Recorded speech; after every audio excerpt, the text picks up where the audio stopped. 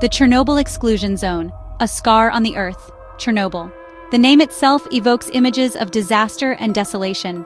In 1986, the world watched in horror as a nuclear power plant in Ukraine suffered a catastrophic meltdown. This event, etched into history, released a massive amount of radiation into the atmosphere. The surrounding area, once home to bustling towns and villages, became known as the Chernobyl exclusion zone. This zone, spanning over 1,000 square miles, stands as a stark reminder of the devastating power of radiation. It is a ghost town, frozen in time. Buildings stand empty, reclaimed by nature.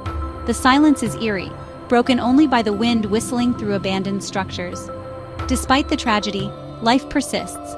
Plants and animals have slowly returned to this radioactive landscape, adapting to an environment forever altered. However, the legacy of Chernobyl lives on in the genetic makeup of the creatures that inhabit this exclusion zone. The Chernobyl exclusion zone is not just a testament to human error. It is a living laboratory. It provides a unique opportunity to study the long-term effects of radiation on the natural world. Radiation, invisible and insidious, wreaked havoc on the environment. It contaminated the soil, water, and air. This invisible threat had a profound impact on all living things, disrupting their very building blocks of life, their DNA. Imagine DNA as a delicate blueprint for life. Radiation, like a careless hand, scrambled this blueprint, causing errors and mutations. These mutations can manifest in various ways, from tumors and deformities to changes in behavior and reproduction. The impact was most severe in the immediate aftermath of the disaster. Trees withered and died, creating a haunting red forest due to the color of their dead leaves. Animals suffered from radiation sickness, with many dying soon after the explosion. While the initial impact was devastating, the long-term effects of radiation exposure are still being uncovered. The invisible threat continues to linger, affecting generations of plants and animals that call the exclusion zone home. The Chernobyl exclusion zone has become an accidental laboratory for studying the effects of radiation on wildlife. Over the years, scientists have documented a range of mutations in the animals inhabiting the zone. One of the most striking examples is the case of the Chernobyl catfish. These fish, living in the cooling ponds of the power plant, exhibit unusual deformities, including spinal curvature and missing fins. These mutations are directly linked to the high levels of radiation in their environment. Birds, too, have not escaped the effects of radiation. Studies have shown that some bird species in the zone have smaller brains and exhibit altered migratory patterns. These changes highlight the subtle but significant ways in which radiation can impact animal behavior and physiology. While the sight of mutated animals is unsettling, it is essential to remember that these creatures are not monsters. They are survivors, adapting to a world irrevocably changed by human actions.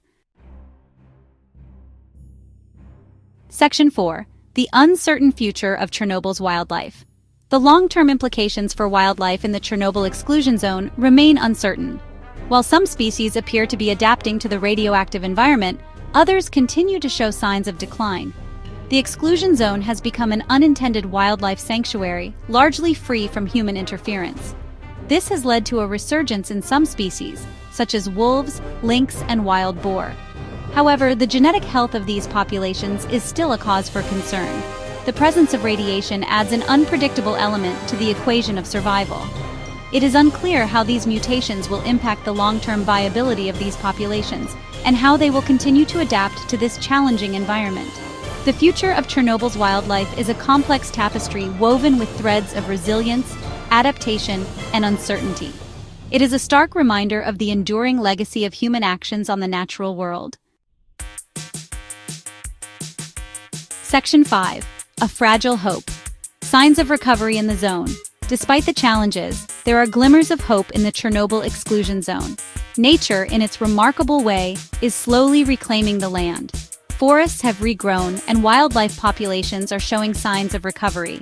The exclusion zone has become an accidental experiment in rewilding, demonstrating nature's resilience in the face of adversity. However, this recovery is fragile and uneven. The lessons learned from Chernobyl are a stark reminder of the importance of responsible stewardship of our planet.